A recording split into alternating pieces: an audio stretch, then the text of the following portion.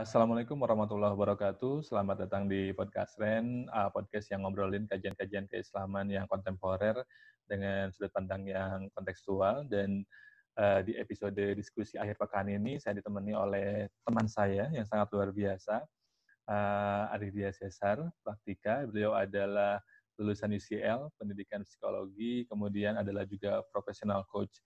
Nah, baru-baru ini Cesar ini nulis esai, judulnya Mindfulness as an Effective Technique for Various Psychological Problems. Dan ini menarik karena belakangan ini memang saya juga lumayan mendengar banyak soal mindfulness, tapi belum paham betul apa sebetulnya mindfulness itu. Dan kayaknya konteksnya akan cocok dengan situasi di mana kita hari ini Lebaran agak berbeda karena ada pandemi. Sebelum kita diskusi, saya mau sapa dulu Cesarnya. Assalamualaikum. Waalaikumsalam warahmatullahi wabarakatuh. Apa kabar nih? Alhamdulillah sehat. Kang Irfan sehat? Alhamdulillah. Ini di rumah aja berarti ya, nggak mudik? Ya, ini di rumah aja. Alhamdulillah. Berarti udah WFH dari kapan ataukah masih harus ngantor? Udah WFH sejak awal-awal itu ya. Mungkin awal Maret itu ya kalau nggak salah, pertengahan itu udah mulai WFH. Alhamdulillah kalau gitu berarti. Oke, jadi teman-teman tadi sebagaimana dijelaskan di awal, kita mau ngobrolin soal mindfulness. Nah, sebelum kita masuk ke bagaimana sebetulnya mindfulness di momentum Idul Fitri ini, saya mau nanya dulu sebetulnya mindfulness itu apa sih sebetulnya? Oke, baik. Terima kasih sebelumnya saya mau mengucapkan terima kasih dulu ke Kang Irfan. Saya mohon izin panggilnya Kang Irfan. Siap. Karena saya udah lama mengikuti podcast Ren ini gitu ya, dan ini sebuah kehormatan buat saya bisa digabung, bisa diundang gitu ya di podcast Ren. Mudah-mudahan tidak mengecewakan. Ya, jadi berbicara soal mindfulness, Kang. Jadi apa ya?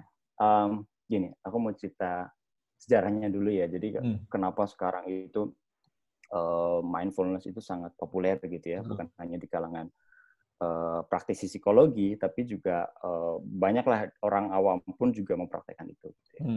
Nah, mindfulness ini sekarang menjadi populer itu sebenarnya awalnya karena ada satu tokoh namanya John Kabat-Zinn. Itu dia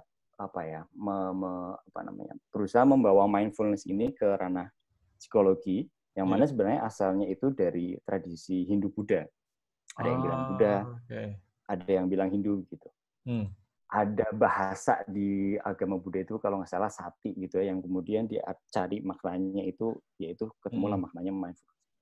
Nah, dari situ kemudian para praktisi psikologi menjadikan mindfulness sebagai salah satu teknik untuk yaitu berbagai macam permasalahan psikologi.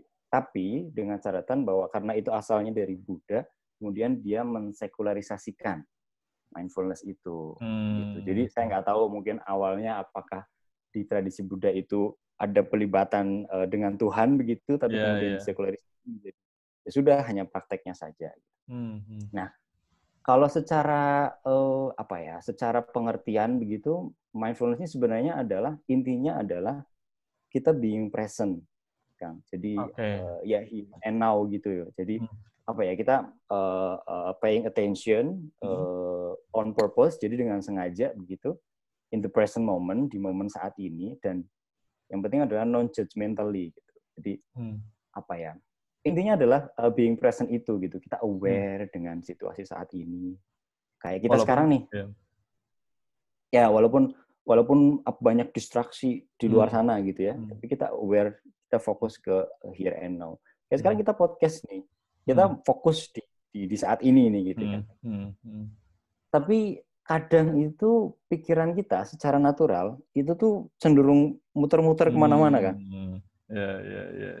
Karena penelitian itu bilang di Harvard itu sehari itu hampir sekitar 50% pikiran kita itu tidak berada di kondisi kita saat ini. Oke. Jadi bayangin 50%-nya itu sehari ya mungkin kita pikirannya kemana-mana, ke masa lalu, ke masa depan gitu kan. Jadi sebenarnya intinya sih itu sih mindfulness itu. Oke, jadi mungkin kayak itu karena pikiran kita mudah terdistraksi dan mudah kayak kemana-mana mikirnya. yang bisa berpotensi bikin kita ruwet mikir, akhirnya kemudian kita butuh untuk being present gitu ya, ada di momen gitu ya. Dan itu juga menarik gitu, kayak Cesar bilang bahwa mindfulness ini berangkat dari tradisi Hindu Buddha. Mungkin itu ya sebabnya kemudian mindfulness ini identik dengan meditasi gitu. Ya, ya ini menarik. Jadi apa ya? Jadi gini, meskipun awalnya berasal dari tradisi Buddha atau Hindu begitu, sebenarnya secara prinsip mindfulness itu ada di semua agama kan. Nah, ya. Jadi apa namanya orang Nasrani misalnya atau Islam kita gitu ya, itu sebenarnya ada gitu ya secara prinsip ya. Tapi berbicara soal meditasi begitu, sepemahaman saya, well memang meditasi identik dengan mindfulness, tapi mindfulness tidak selamanya berarti meditasi. Jadi untuk bisa mindful itu ada banyak cara, ada banyak tools atau praktek atau exercise.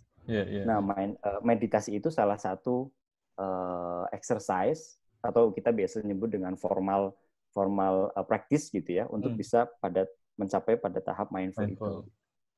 Kalau yang informal banyak, misalnya bagaimana karena tadi saya bilang bahwa yang penting being present gitu. Jadi kita melakukan kegiatan sehari-hari, misalkan itu mindful, being present, kita sadar kita sedang melakukan sesuatu itu udah mindful gitu.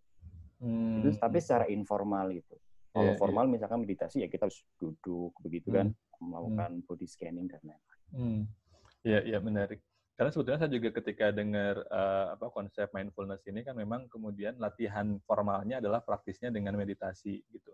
Walaupun kemudian ketika dengar konsepnya kok saya agaknya kalau misalkan tadi menarik kata Cesar bilang sebetulnya caranya kan bisa banyak.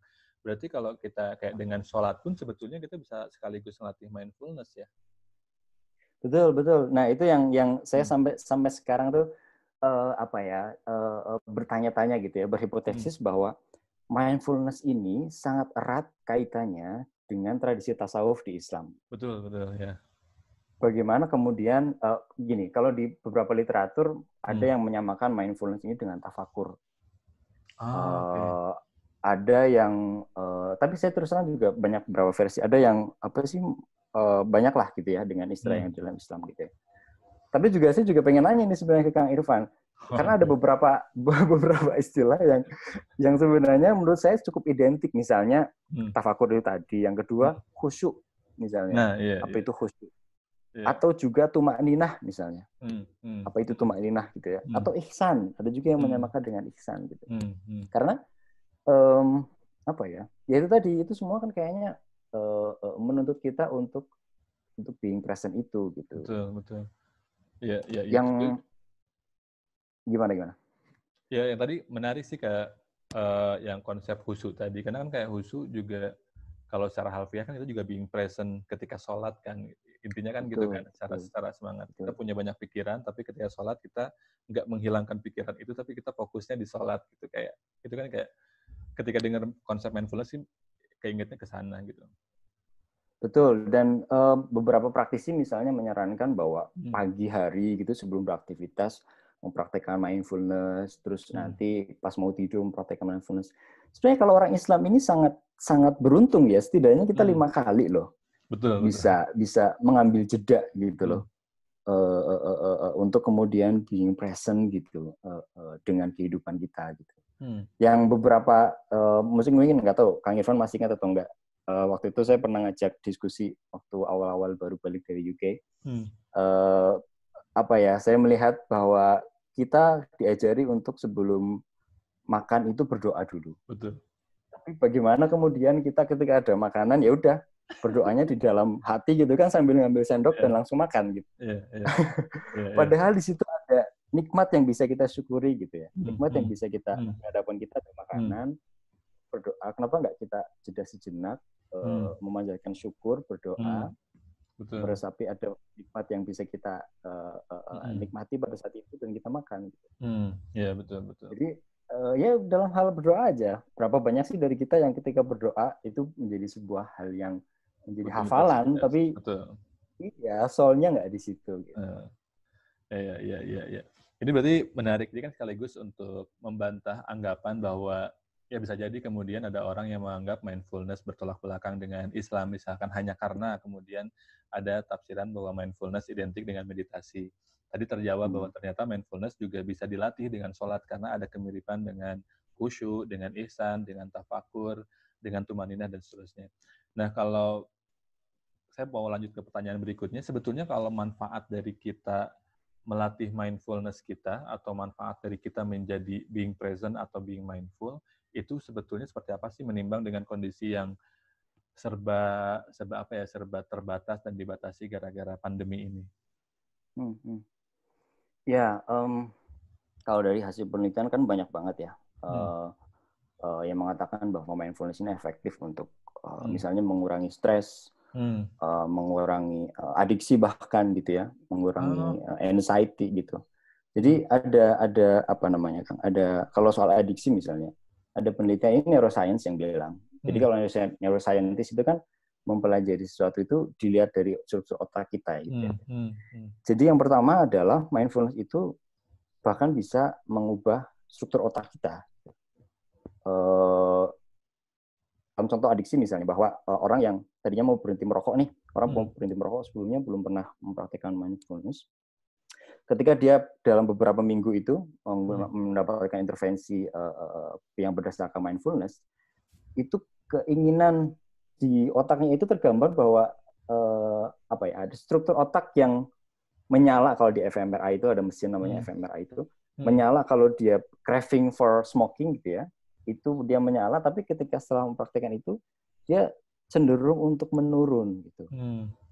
Jadi craving itu berkurang seiring semakin banyaknya dia mempraktikkan mindfulness itu. Begitu juga dengan anxiety gitu. Jadi di kala pandemi ini gitu ya, mungkin kita bagaimana ketika misalkan kita awal mendengar pandemi ini banyak orang panic buying, beli bahan makanan gitu. Dan awal-awal mungkin juga Kang Irfan mengalami, kita parnoan gitu ya, apa-apa cuci tangan gitu.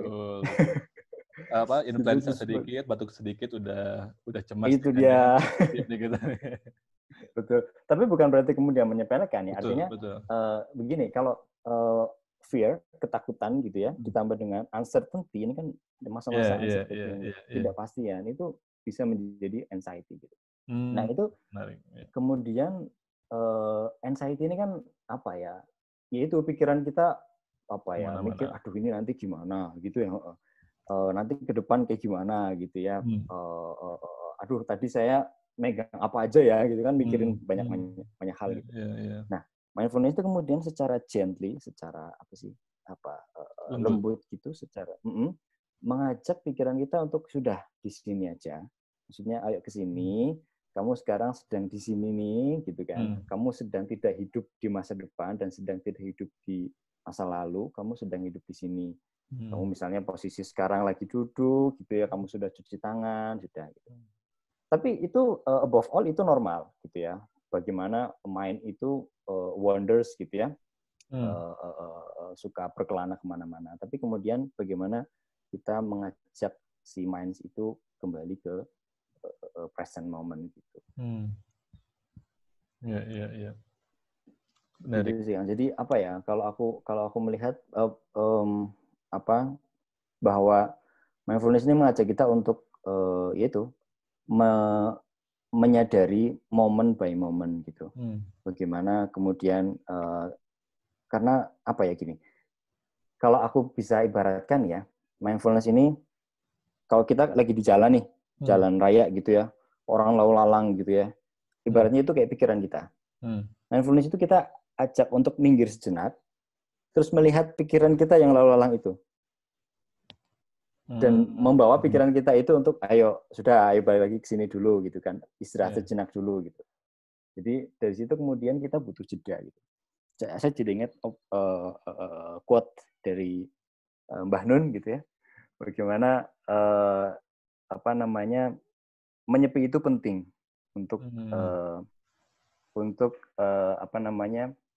meresapi arti dari keramaian gitu. Jadi Jadi jadi kita memang butuh menyepi gitu ya. Ada lagi juga satu quote yang bilang bahwa ya untuk dapat melihat kita membutuhkan jarak gitu ya. Kita butuh menyepi, butuh mengambil jarak sejenak untuk bisa melihat secara lebih rasional, lebih clear gitu. Jadi, intinya itu sih kalau dan saya kira justru sebetulnya tadi masuk lagi ke bahwa bisa jadi sebetulnya sholat jadi latihan mindfulness yang bagus karena sholat kan juga melatih kita untuk berjarak dengan kesibukan atau aktivitas kita sehari-hari, kita ngambil jeda, kita menyendiri dengan diri kita sendiri gitu, being present dengan diri sendiri, dengan bacaan sholatnya berjarak dengan yang lain gitu. Oke, iya. Betul. Nah, ya jadi ingat. Jadi mungkin apalagi kalau sholat gitu kan kemudian bukan hanya soal diri kita ya.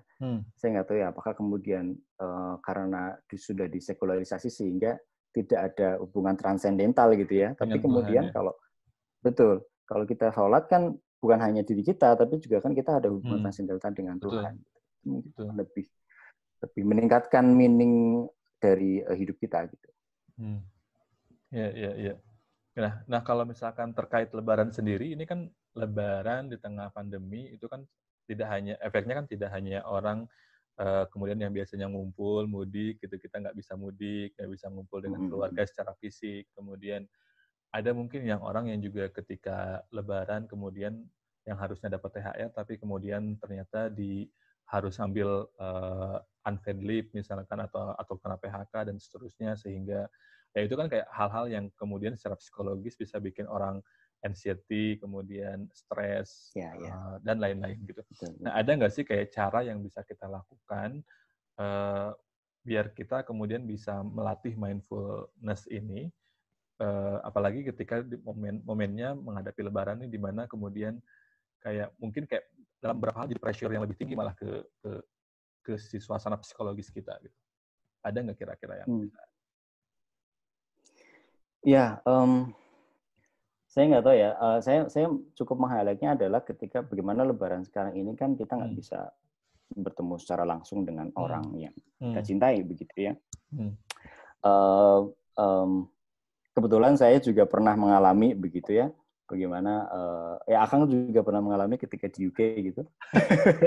Iya. Saya malah jadi pengen nanya waktu itu di UK Akang ngapain gitu.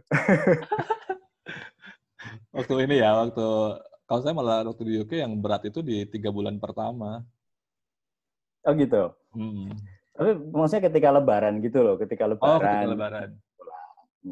Ketika Lebaran nggak terlalu ngerasa berat karena ngerasa itu pengalaman baru, ada di negeri orang dan ketemu orang-orang Indonesia. Jadi kayak lumayan teralihkan lah kayak kebutuhan untuk ketemu keluarga inti dengan pengalaman yang mungkin nggak terjadi setiap tahun gitu. Betul. Ya, nah sama sih, saya juga mungkin karena memang waktu itu pernah mengalami gitu ya. Jadi saya kemudian melihat momen Lebaran ini menjadi satu hal yang momen untuk kemudian refleksi.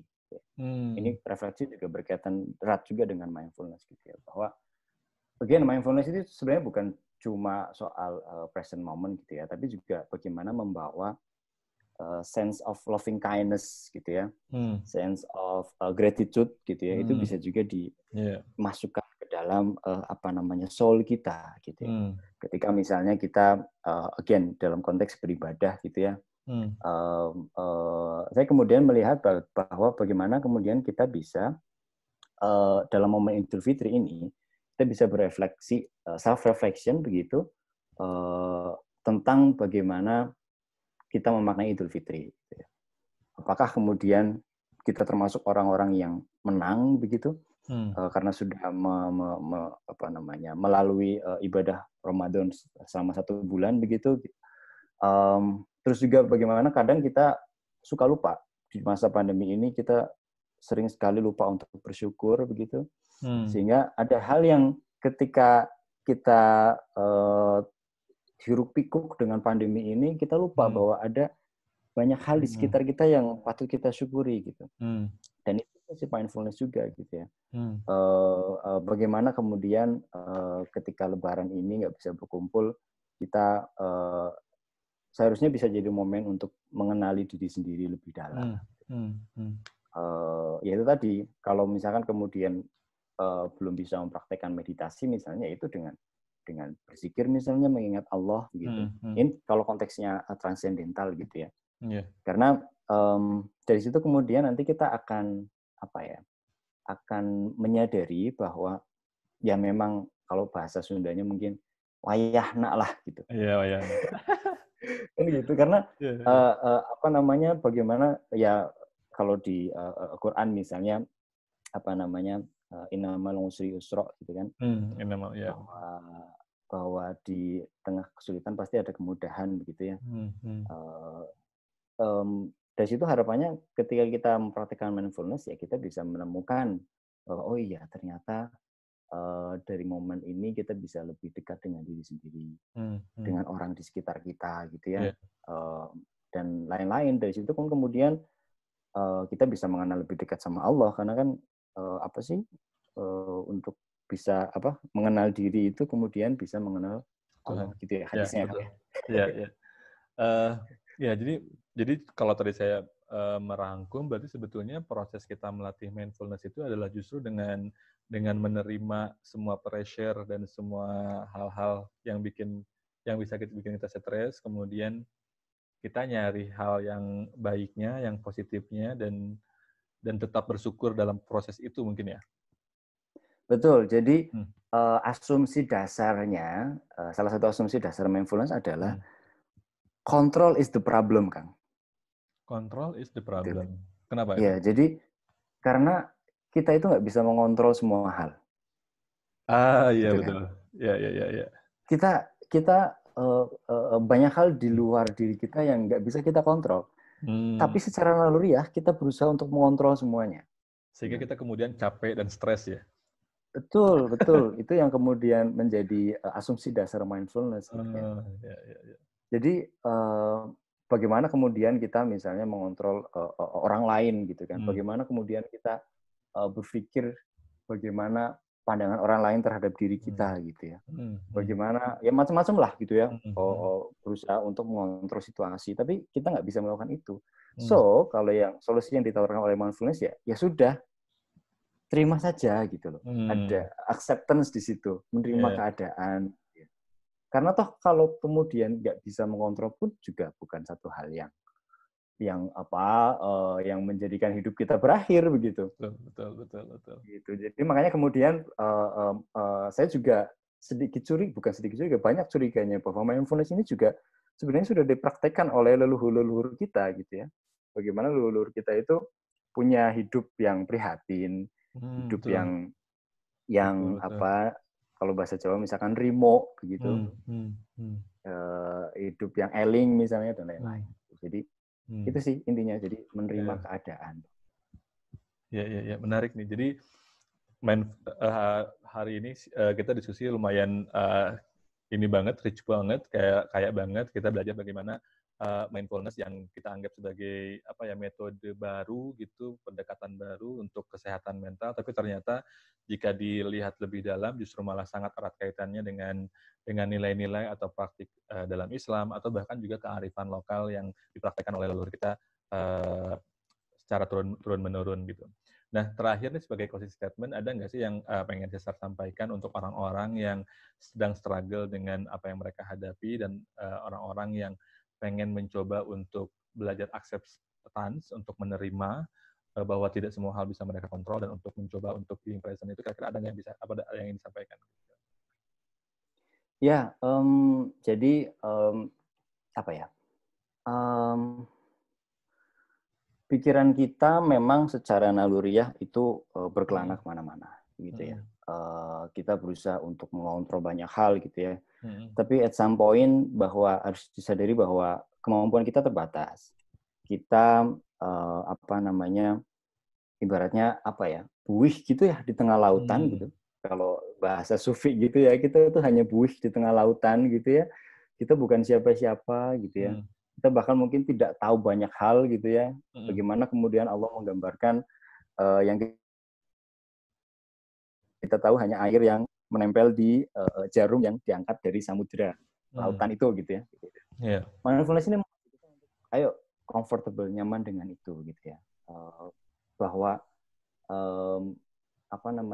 menerima itu bukan berarti sebuah kekalahan gitu. Karena menerima itu juga sebuah perjuangan untuk kemudian bisa menemukan arti atau makna atau value dalam hidup kita gitu, sehingga kita bisa hidup lebih baik, hidup dengan penuh dengan makna gitu ya, dan hidup dengan lebih bersyukur dan mencintai sesama makhluk ciptaan Allah Subhanahu wa taala.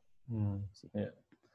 Oke, menarik sekali diskusi kita hari ini. Terima kasih Cesar udah nemenin kita di podcast Ren untuk sharing tentang mindfulness. Semoga teman-teman yang hari ini apapun kondisinya di tengah pandemi menghadapi Lebaran kali ini, semoga bisa sama-sama berupaya untuk menjadikan semua pressure pandemi ini sebagai cara untuk melatih penerimaan diri, penerimaan terhadap situasi, sehingga bisa being present, bisa meningkat kualitas gratitude-nya dan meningkat kualitas keyakinannya bahwa selepas kesulitan pasti ada kemudahan.